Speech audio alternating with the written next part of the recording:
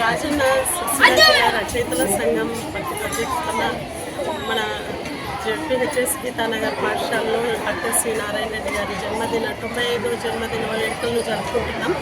Doctor C Narayana Reddy గారు Jnanpith award వచ్చినటువంటి 2 తెలుగు కవి.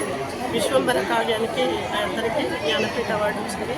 అంతేకాకుండా తెలుగులో ఎన్నో సినిమా పాటలకి కూడా ఎన్నో సినిమాలకి పాటలు రాశారు. తర్వాత ఆయన గజల్ ప్రక్రియ కూడా ప్రారంభమవడం జరిగింది.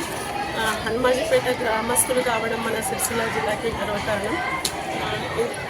తర్వాత రాజన్న సిరిసిల్ల జిల్లా రచయితల సంఘం ఆధ్వర్యంలో ఈరోజు జిల్లా పరిషత్ బాలికల ఉన్నత పాఠశాలలో 95వ జన్మదినోత్సవం జరుపుకోవడం జరిగింది.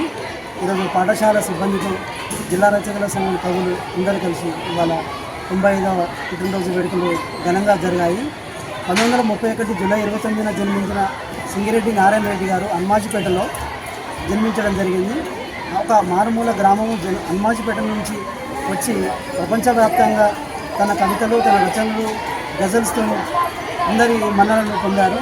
వారు మన ఉమ్మడి జిల్లా హనుమాజీపేటను ప్రపంచవ్యాప్తంగా కీర్తి గడించారు.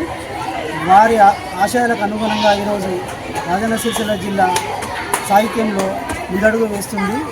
ఈ సందర్భంగా ఈరోజు ఈ కార్యక్రమం చేయడం జరిగింది. ఈరోజు విశ్వంబర కావ్యము ఉన్నది అనంటే ప్రపంచవ్యాప్తంగా శ్రీనారాయణ రెడ్డి ఘనతనే. తర్వాత ఈరోజు సిరిసిల్లలో ఉన్న గ్రంథాలయము వారి నిధులతోని కేటాయించడం జరిగింది. ఈరోజు ఈ కార్యక్రమం చేసుకోవడం జరిగింది. ధన్యవాదాలు.